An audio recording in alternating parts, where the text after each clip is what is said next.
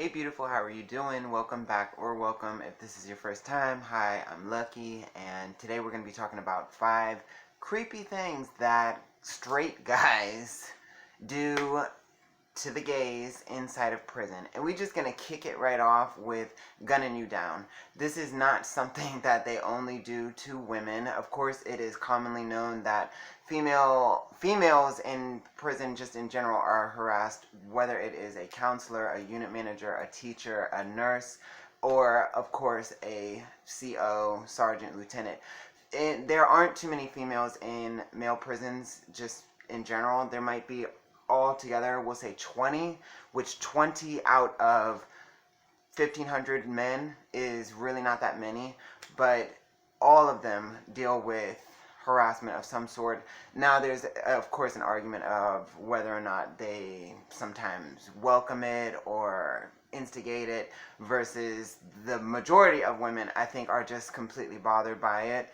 Even if they're lesbian, it doesn't matter. Guys, they constantly are trying to talk to them, get some sort of attention from them, or just straight up gunning them down. Which, if you don't know what that is, gunning is, whipping the willy, stroking that meat, honey. Just, you already know what it is, okay? It is getting your rocks off by looking at somebody without their consent and just going in.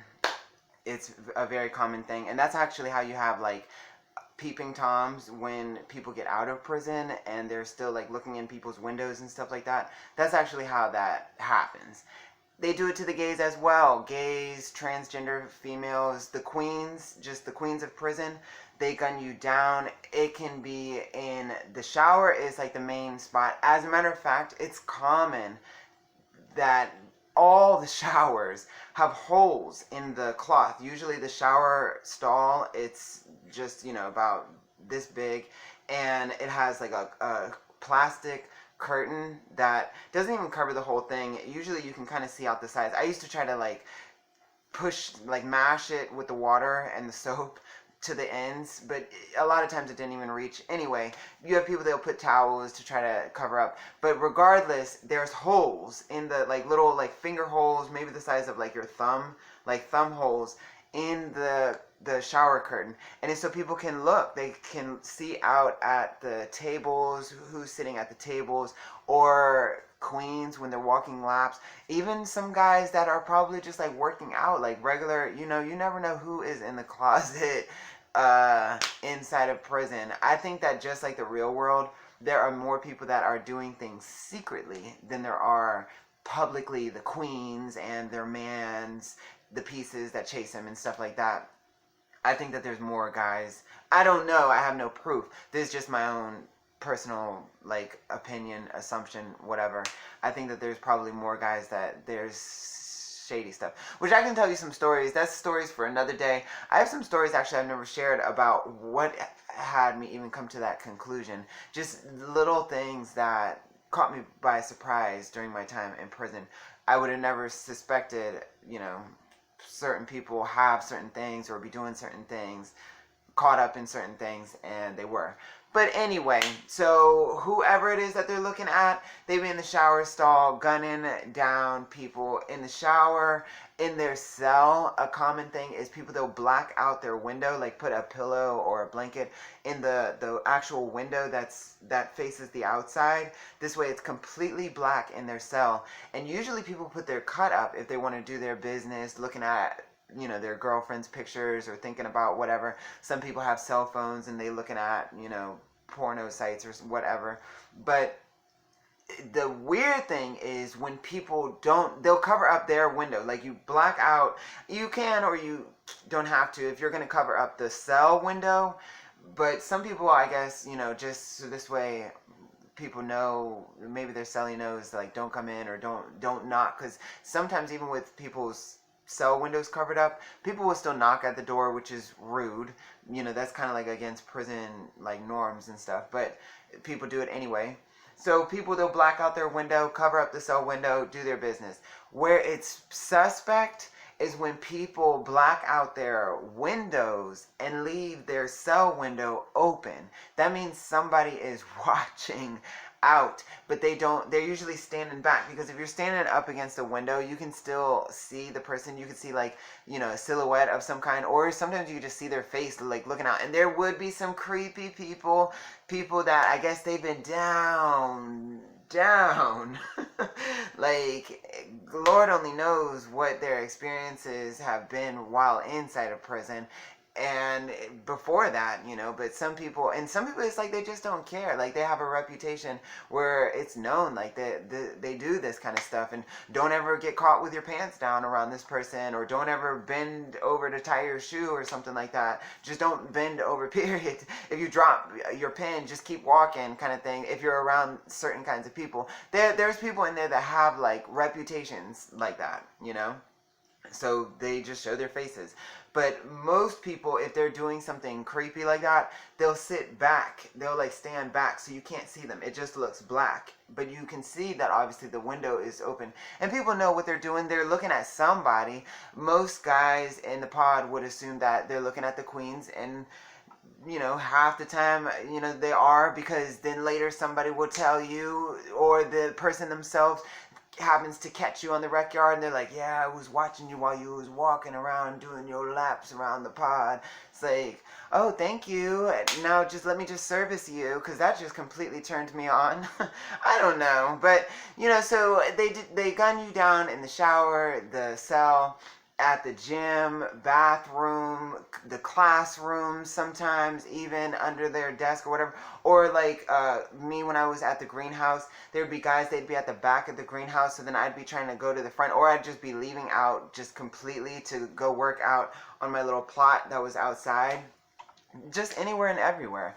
And speaking of the bathrooms, that actually brings me to my next point. Number 2 creepy thing that straight guys do is they stalk you. They literally will stalk you to class. And what I mean by that is a queen will join a class, like a trade.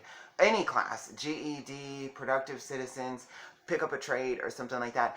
And you will have 3-4 guys that enroll into that class just to stalk that queen and just try to either talk to the queen, or in some cases, if they can't talk to the queen, to just be like around, and just watch the queen. They stalk you on the rec yard. They stalk you. People tend to figure out a schedule of a queen one way or another, either because they're trying to stalk them or because they're trying to avoid them. So it goes around, like, just in conversation. Oh yeah, so and so, they usually be going to church every Sunday, or yeah, they don't tend to come out during morning recs, but afternoon rec, they usually out there jogging or talking with the other girls or something like that. Like, they figure out your schedules. They know what pod you're in. Everybody in prison tends to learn what pod everybody's in, down to even like the cells and stuff. Me personally, I just used to mind my business, but from what I understand, it's not so much a nosy thing why people do that. It's more so a safety thing is why people do that. They like to know where everybody's at or whatever. But as they learn your schedule, then they will follow you. They'll show up at chow at the exact time that you're going. Which, how do you know when somebody is coming to chow? It used to blow my mind when I would see people waiting at the chow hall for me, like, even though I wasn't even with them, but just I had one conversation with them, and now breakfast, lunch, and dinner, they are at the chow hall. They rotate the buildings, like the officers, when they're releasing buildings and pods for chow, they rotate like the pods, the buildings, on purpose, because they know that people, they pass stuff in the chow hall. They pass around contraband, commissary property, whatever, in the chow hall. That's one of the places, one of the main places where people pass around stuff. So on purpose, they rotate the pods, they rotate the buildings, and they don't tell you. You have no way of knowing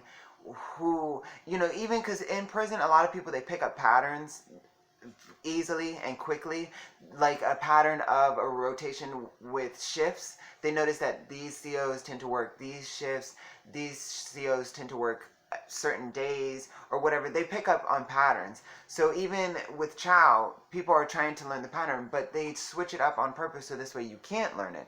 Still in all, somehow you would have these people stalking you at the chow hall, showing up every breakfast, lunch, and dinner. They are there and waving or waving you over to sit down at the table that they at. It's like, oh my gosh, unavoidable. They'd be at the rec even when it's not their rec period. That's another thing that is rotated. The rec schedules are rotated, so different buildings come out at the same time. Even though there's like a fence, you're usually one side of the yard is divided by the other side of the yard with like a fence, and they rotate the buildings as well as, again, the pods for the exact same reason. Rec is the other main time that people are passing contraband.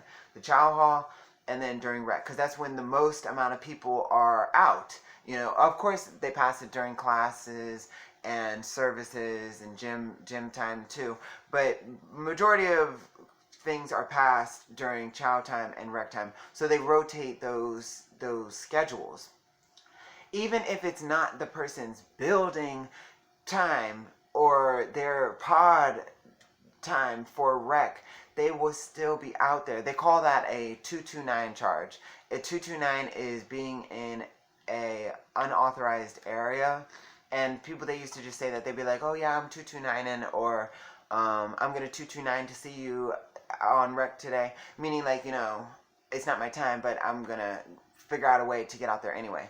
It's one thing to figure out a way to do something one time, but to do it multiple times, I don't know how they do it. I really, out of the whole 3.5 years that I was in there, that is one thing I never learned. I mean, I do know how they obviously did it. Like, they just, you know, you just break the rules or whatever, or just hang out at the chow hall, like you just wait. But I didn't even want to think like that. Like, God forbid if this person's building or pod was the first to eat at chow and mine was the last or second to last, and they waited out all that time, which officers, they try to boot people out and stuff. You know, I don't know how they do it, but apparently it's a big enough deal that they would put that kind of effort consistently just so that way they can stalk the queens. These are stuff that happens all the time to every queen. This is not just a me experience, a my personal, you know, situation type of thing. This is across the board. This happens to queens in prison, gay guys and transgender females. Bringing me to my third creepy thing that straight guys do, which is they obsess over you. I mentioned this in previous videos. I could literally be meeting somebody for the first time. I'm thinking it's just random chance. Like, you know, I'm sitting at a table and somebody just happens to sit here because there was no other tables, which that even right there, I've learned that, you know, they'd rather stand up. If somebody doesn't want to sit with a queen, they would rather stand against the wall eating their food quickly and leaving before they would sit at my table. So if somebody sits down, it definitely is deliberate. But even like me, like randomly, let's just say I just looked for, usually I would look for like older white guys because I felt like that was like a safe bet, you know, to just kind of like sit down, eat my food, and leave, you know, and not really make a big deal. Even though when I would sit down, everybody would get quiet every time, you know. It wouldn't be like super tense, but anyway, let's just say that I pick a random table that I think, you know, like it looks like the guy's about to leave. Like it's just one person sitting there. There's four chairs. I can sit on this side and just kind of like, you know, maybe not face the table, but just kind of like sit to the side, eat my food, and then leave. Let's just say I'm doing that. There's no queens around. There's none of my guys that I talk to or anything like that. I don't have a husband. So I just sit at this table. And this guy, he just strikes up a conversation. He's like, you know, you're new at this compound, right? And I'm just like, yeah, I just got here a couple weeks ago. And he's like, yeah, I think I didn't see you. You're over in such and such building. And I'd be like, yeah. And they'd be like, everything's all right over there? And I'm like, yeah. And so we're talking from a conversation like this. Absolutely nothing really to it. This person will come back. This is literal examples that have actually happened. this is, let's say this happened at lunch. So then we have dinner chow to go to. I go to dinner chow. It's randomly rotated, but the guy is now going to see me when I come into the chow line. I'm just entering into the chow hall, which everybody always looks to the tables because you're always looking for someone that you can either sit with, where your peoples are at, or just where you can sit. You're looking at tables where you're going to sit. You might be checking out who's in the chow hall if you have to pass something, whatever. But so I come in and I look and I see the guy, he like waving at me, waving me over to sit down. I go sit down, he's already got gifts. He's already like, oh, since you said that you had just got on the compound, I figured you probably don't have much in your box yet, so I brought you some cookies and some soups and some sodas, some candy or something like that. You either accept it or you don't.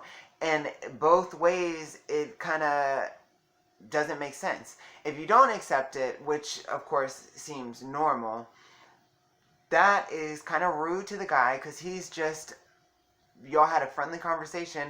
He didn't give you any sign that, there's anything wrong with talking to him. He didn't come at you or anything like that. Y'all was just nice. Not too many people are nice to the queens, and he's just trying to be friendly. So now you look rude, for one. And then for two, what's the point in saying no when it's just a gift? There's no strings attached to it. This is not old-time penitentiary. This is modern-day prison. There's PREA now. PREA is the Prison Rape Elimination Act, where you can dial a hotline if somebody is assaulting you or harassing you or something like that. This has been put in place so this way harm doesn't come to people. And, people, for the most part, I feel like it just keeps inmates in check. I don't really think that it actually is a very valuable resource in terms of its legitimate use. But the threat of it is what I feel like actually works, because it has people